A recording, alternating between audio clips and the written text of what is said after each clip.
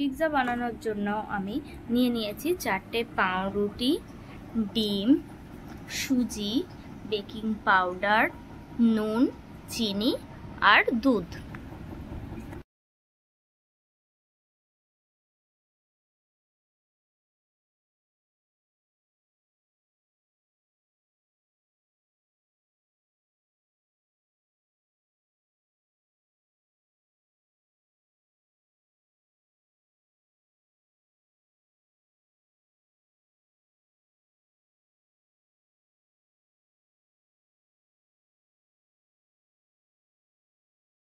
এইরকম ভাবে মিক্স করে নিতে হবে।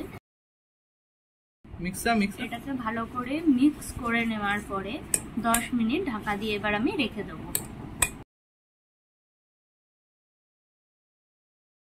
এবার আমি ক্যাপসিকাম আর পেঁয়াজটা কেটে রাখবো।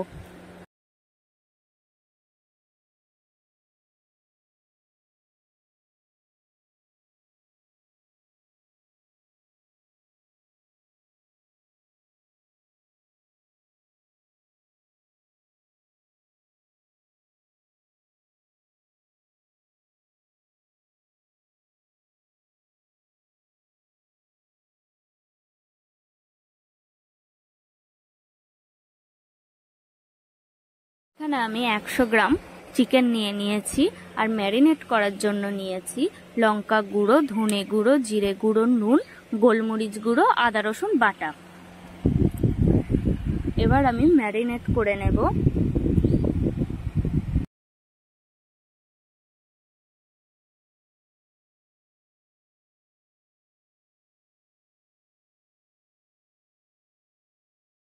ম্যারিনেট করে এটা 10 মিনিট মতো রেখে দেব। পিৎজার বেসটা তৈরি করার জন্য যে ব্যাটারটা করে রেখেছিলাম সেটা ননস্টিকে দিয়ে ভালো করে ছড়িয়ে গোল মতন করে নিলাম।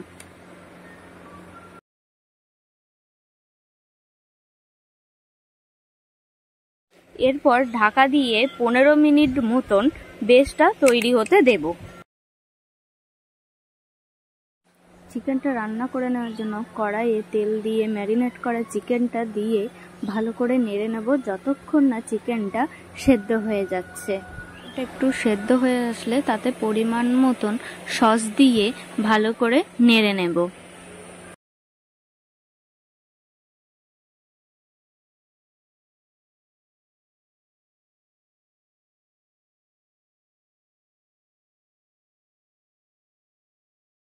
চিকেনটা হয়ে আসার পরে দেখে নেব পিৎজার বেসটা কেমন হলো। এটা আবার উল্টে দেব আমি।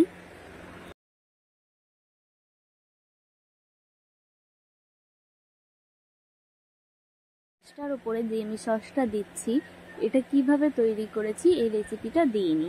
যাদের যাদের এই রেসিপিটা লাগবে তারা আমাকে কমেন্ট করে জানিও।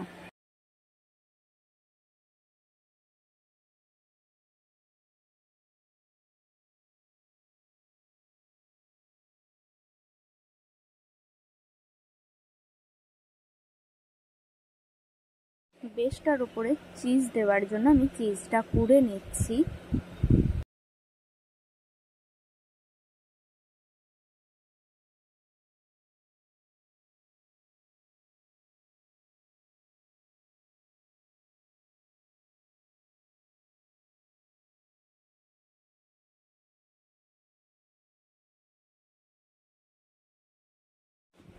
বেসটার উপরে চিজটা দেওয়ার পরে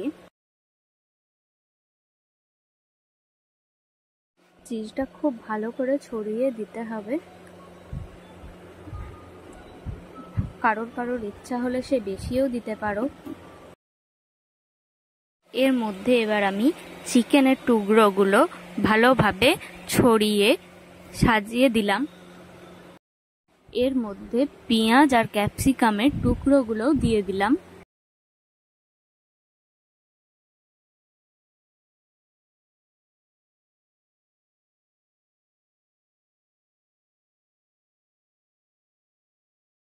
বাকি যে চিজটা ছিল সেই চিজটাও কুড়ে আমি উপরে দিয়ে দিলাম।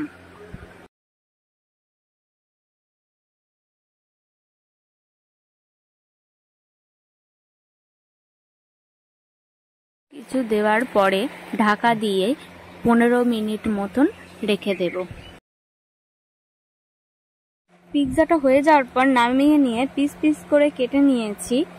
দেখতেও খুব সুন্দর হয়েছে, খেতেও খুব টেস্টি হয়েছিল। এরকম তোমরাও বানিয়ে খেয়ে কমেন্ট করো কেমন লাগলো।